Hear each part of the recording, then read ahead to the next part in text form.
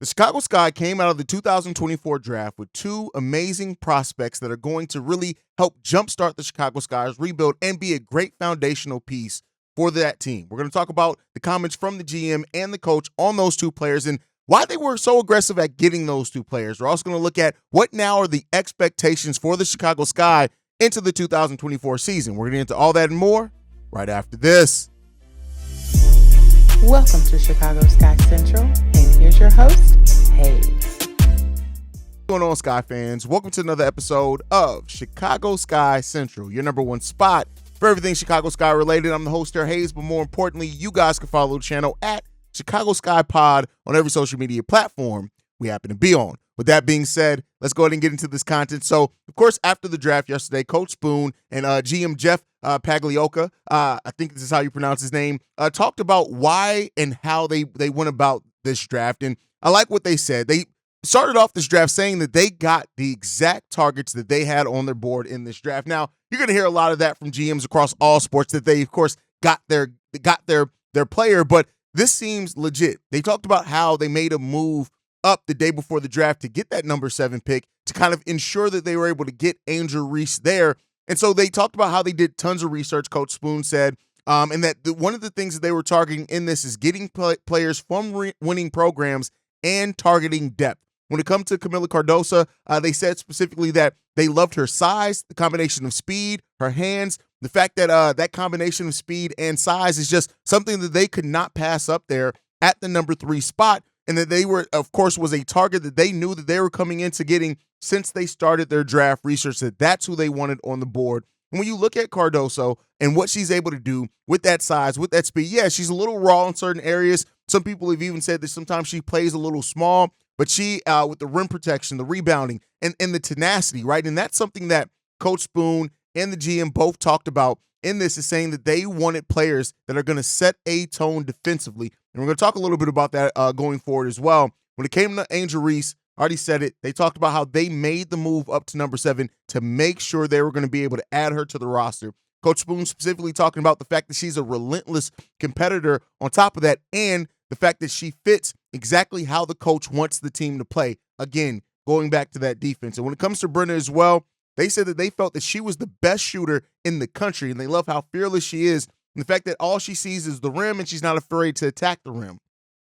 So with these 3 players, right, what the Sky have done is they have set a foundation of a young core with this, and we'll see, how that ends up going. But I love the fact that Coach Spoon says she feels that they have everything they need now on the Chicago Sky team. And we already know that with hiring Coach Spoon, what that was going to do and what the expectations that she was going to set for the team.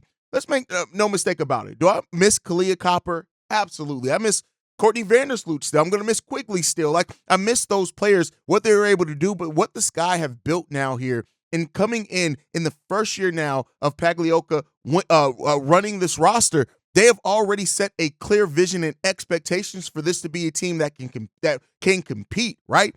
And that gets us to the next topic that I want to talk about today, is exactly what is going to be that expectation for the Chicago Sky with the roster that they have now built, right? When you go into a rebuild, when you trade a former finals MVP in Kalia Copper, it really does, you come into that expecting your maybe not to be competing the most. Now we know that the WNBA doesn't have a whole hell of a lot of teams, right? So that's the first thing there. But with what they've done here, specifically the defensive identity that the Chicago Sky team is on paper going to shape up to have, if that comes into fruition in reality, you better watch out. When you have young teams that are developing, right? And that's something else that Coach Spoon and the GM talked about in their press conferences. They trust their player development here in Chicago. So, when they do that, you're going to take a bit of a risk. But even without that, when you have a team that's developing, when you have a team that's learning, when you have a team that's new and they're all going to look and learn to grow and how they're going to fit together, one of the best things that you can have with that is defense. Have that defensive identity.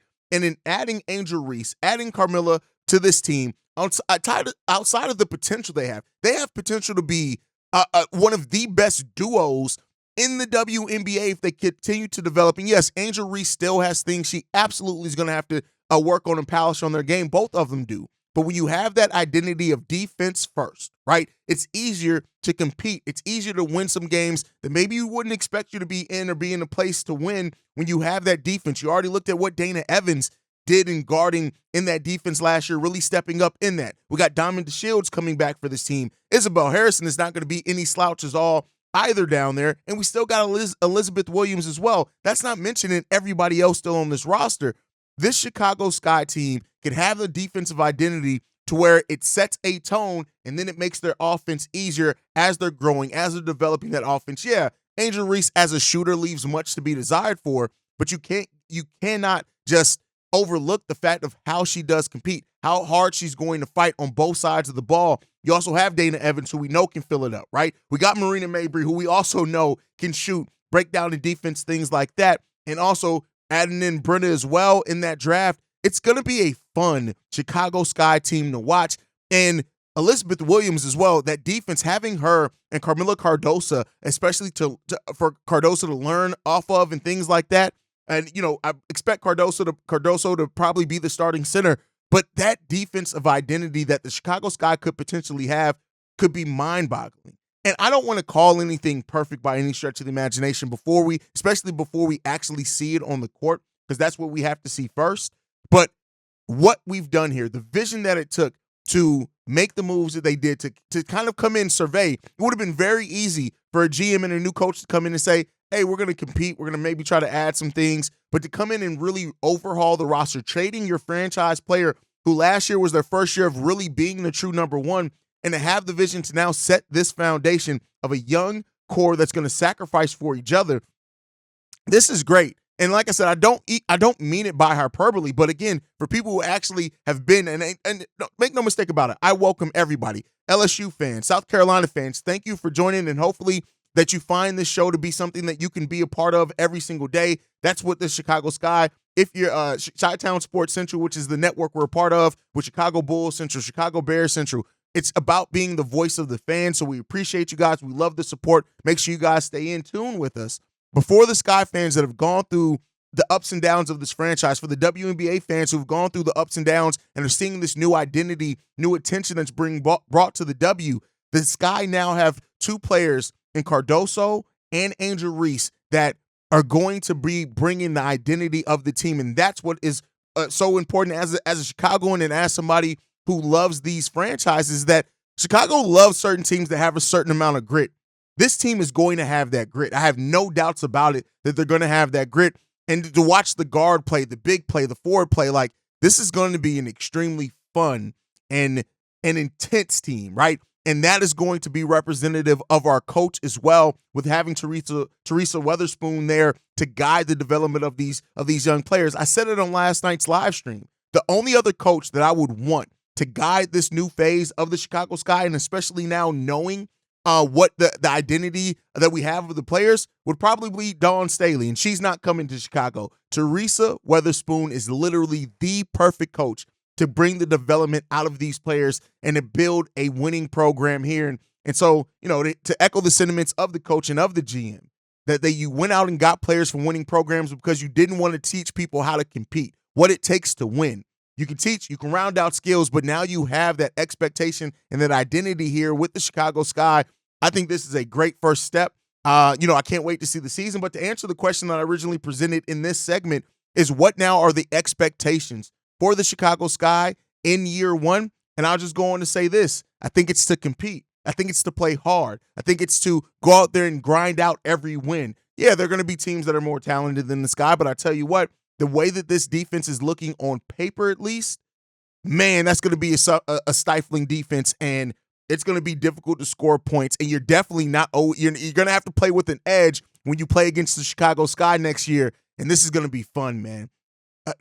To just think, I know I would love to Rakia and her possibility of being on this team, but I they went out and got their players. And just like James Wade, and I gave him credit, he went out and built a roster that he saw the vision for, that probably he was the only one that could have gotten the most out of. Now having this team that they put their stamp on and their identity on, I can't knock that at all. But guys, thank you so much for tuning in. Make sure you're following the show at Chicago Sky Pod on every social media platform. You can send us any feedback, questions, comments, concerns, ChicagoSkyCentral@gmail.com. And then lastly, if you want to leave a text message and or voicemail for the mailbag, we do share it with Chicago Bulls Central, so don't be off-put if you hear Bulls on there. 773-270-2799. We are the #1 spot for everything Chicago Sky related. And I'll see you guys the next time we go to Skytown, y'all. Peace. This has been a presentation of the Break Media.